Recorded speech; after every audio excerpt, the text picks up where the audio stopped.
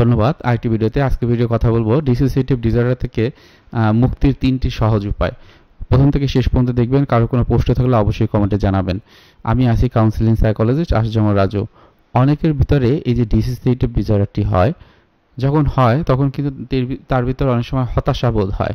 অনেক সময় তাদের যে ইনসাইটের জায়গাটা, অনেক সময় মনে হয় যে আমার ইনসাইটটা নেই। অনেক কিছু মনে রাখতে পারে, আবার মনে রাখতে পারছে না।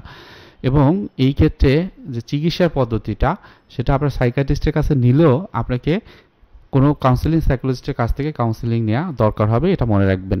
এবং সেই জায়গাতেই আমি আমার কাউন্সিলিং প্রফেশনে আমি যতদূর দেখেছি, ডিসোসিয়েটিভ ডিসঅর্ডার যারা ভুগছে, ইনিশিয়ালি তার ভিতরে যদি খুব বেশি ইনসাইটের সমস্যা না থাকে, তাহলে সে কাউন্সিলিংই তার সমস্যার সমাধান করতে পারে। কারণ এখানে আমরা বলি ক্যাথারসিস, ফ্রয়েডিয়ান যে টার্ম আছে ক্যাথারসিস মানে এক্সপ্লোর করা, বেশি বেশি করে এক্সপ্লোর করা, সেটা দরকার হয়ে থাকে।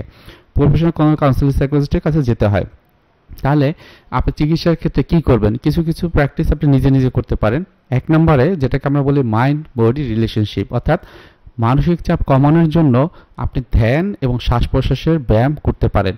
অন্য কোথাও যেতে হবে না, আমাদের এই চ্যানেলেই অনেক রকমের ব্যায়াম আছে, ধ্যানের বিষয়গুলো আছে, সেগুলো নিয়মিত প্র্যাকটিস করে এবং নিজের পরিবর্তনটা আপনি নিজের ভিতরেই দেখুন।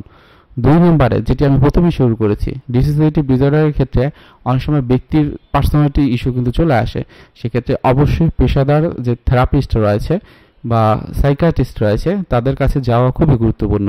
কারণ ডিসোসিয়েটিভ ডিসঅর্ডার আমরা যখন পড়াশোনা করি, বা যারা ডক্টর আছেন, সাইকিয়াট্রিস্ট যারা আছেন, তারা কিন্তু এটার উপরে অনেক পড়াশোনা করেন। কেননা এই রোগটার ক্ষেত্রে অনেক সময় দেখা যায় মাল্টিপল পার্সোনালিটি ডিসঅর্ডারও কিন্তু অনেক ক্ষেত্রে হয়ে থাকে। সুতরাং এটা নিয়ে খুব বেশি বসে না থেকে যত দ্রুত সম্ভব কোনো প্রফেশনাল সাহায্য নিয়মিত রেগুলারলি নেওয়া খুবই গুরুত্বপূর্ণ।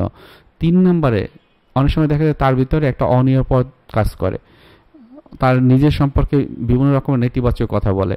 তাহলে এই জায়গাটাতে আপনাকে যেটি করতে হবে, সবসময় পজিটিভ ভাবা, ইতিবাচকভাবে দেখা। আপনি এটা প্রথম একটু কষ্ট হলেও যখন আপনি প্র্যাকটিস করবেন, একটা কথা আছে না, practice makes a man perfect. So প্রথমেই আপনি সব রকম পরিবর্তন হবে এটা না, আপনি গ্রাজুয়ালি করতে থাকেন, দেখবেন আপনার চিন্তা, অনুভূতি, আচরণ কিন্তু পরিবর্তন হবে এবং ডিসোসিয়েটিভ যে ডিসঅর্ডার রোগটি বলা হয়ে থাকে, আপনি ভালো হয়ে যাবেন। সো আজকে ভিডিওটি এখানে রেখে দিচ্ছি। কারো কোনো প্রশ্ন থাকলে অবশ্যই কমেন্টে জানাবেন। ধন্যবাদ।